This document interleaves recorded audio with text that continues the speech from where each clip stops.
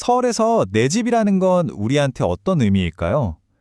아마 그냥 편히 쉴 수 있는 곳, 그리고 내일을 다시 살아갈 힘을 얻는 그런 공간이 아닐까 싶은데요.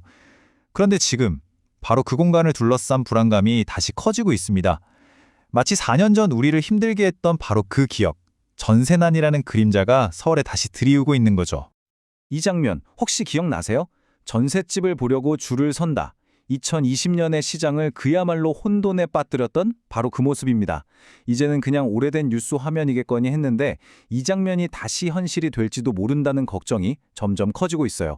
그래서 오늘 지금 서울 전세 시장에서 대체 무슨 일이 벌어지고 있는지, 정말 2020년의 악몽이 되풀이되고 있는 건지 한번 제대로 파헤쳐 보겠습니다.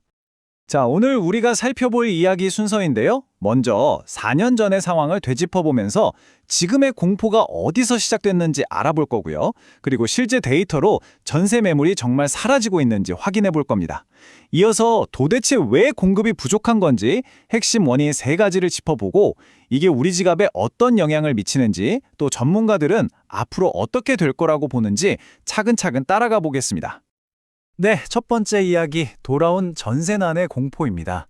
지금 상황을 제대로 알려면 우리가 패닉 전세라고까지 불렀던 2020년, 그때로 잠시 돌아가 볼 필요가 있어요. 그때 무슨 일이 있었냐면요. 새로운 임대차 법이 딱 시행되면서 시장에 있던 전세 매물들이 정말 순식간에 사라져버렸어요. 여기에 설상가상으로 새로 지어서 입주하는 아파트 물량까지 줄어드니까 이건 뭐 그야말로 퍼펙트 스톰이었죠. 결국 전셋값이 1년 만에 10% 넘게 폭등하면서 시장 전체가 공포에 휩싸였습니다. 그럼 지금은 어떨까요? 그때 느꼈던 그 불안함과 공포가 혹시 지금 다시 반복되고 있는 건 아닐까요? 이제부터는 막연한 느낌이 아니라 실제 데이터를 보면서 냉정하게 한번 따져보겠습니다. 두 번째, 사라지는 전세 매물입니다. 그냥 불안하다 정도가 아니라 진짜 숫자들이 지금 상황이 얼마나 심각한지 보여주고 있거든요. 같이 한번 보시죠. 가장 확실한 신호가 바로 이 숫자입니다. 42주. 이게 무슨 뜻이냐면 거의 1년 가까이 단 한 주도 빼놓지 않고 서울 아파트 전셋값이 계속 오르기만 했다는 거예요. 시장이 뭔가 단단히 잘못했다는 아주 강력한 증거죠. 이 상황을 좀 더 정확하게 보려면 전세 수급 지수라는 걸 알아야 하는데요. 말이 좀 어렵지 사실 간단해요. 딱 100이 중간이고요. 이걸 넘어가면 집을 구하려는 사람이 더 많아서 집주인이 갑인 시장이다, 이런 뜻입니다. 그런데 지금 서울의 지수가 얼마냐? 104.4입니다. 기준선인 100을 꽤 뚜렷하게 넘어섰죠. 이 숫자는 그냥 부족한 것 같다가 아니라 서울 전체적으로 전세를 찾는 사람이 나와 있는 집보다 확실히 더 많다는 걸 보여주는 겁니다. 좀 더 구체적인 지역을 한번 볼까요? 예를 들어 서울 서초구의 경우를 보면 불과 6개월 사이에 전세 매물이 5,746개에서 4,780개로 줄었어요. 무려 16.3%나 줄어든 건데요.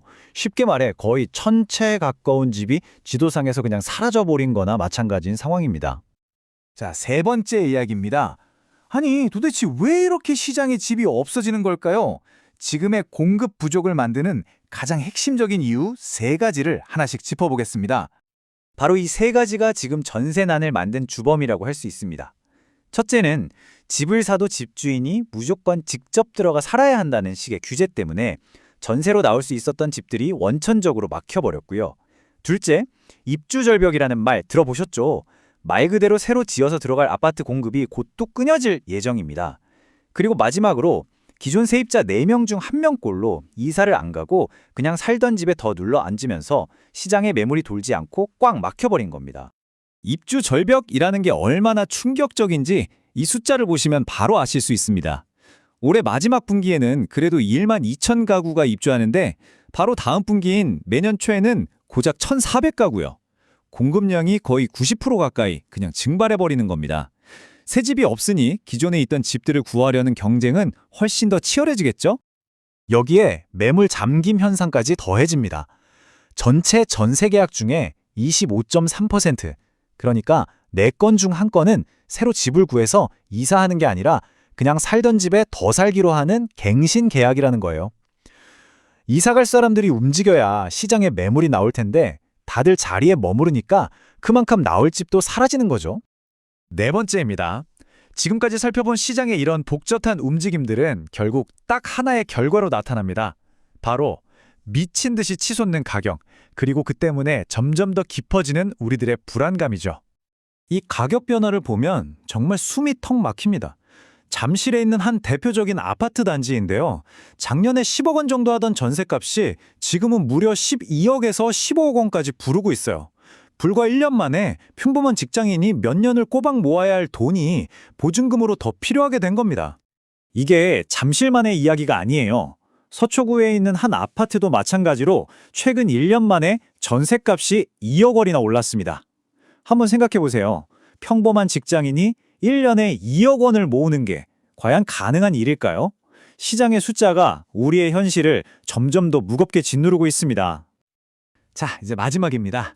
그럼 이 혼란이 과연 언제까지 계속될까요? 전문가들은 앞으로를 어떻게 보고 있는지, 과연 이 터널의 끝이 있기는 한 건지 한번 들어보겠습니다. 안타깝게도 전문가들의 전망은 그렇게 밝지가 않습니다. 지금의 공급 부족은 잠깐 이러다 말 게 아니라 아예 구조적인 문제라서 꽤 오래 갈 가능성이 크다는 거예요. 특히 사람들이 선호하는 지역은 실거주 같은 규제에 꽁꽁 묶여서 새 공급이 나오기 힘드니까 가격 상승은 피하기 어려울 거라고 보고 있죠. 게다가 집주인들도 이제 전세보다는 월세를 더 선호하게 되면서 세입자들의 부담은 앞으로 더 커질 수밖에 없습니다. 그래서 전문가들이 다 같이 한 목소리로 이야기하는 게 있어요. 어떻게든 시장의 매물이 다시 돌게 만들 수 있는 그런 정책적인 해법이 정말 시급하다고요.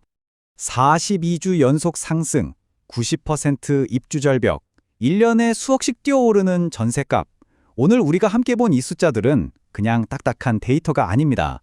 바로 이 도시, 서울에서 내 집 한번 가져보는 게 꿈인 우리 모두의 한숨이고 또 불안 그 자체입니다. 과연 이 도시에서 온전한 내 집을 갖겠다는 소박한 꿈은 정말 이대로 점점 더 멀어져만 가는 걸까요?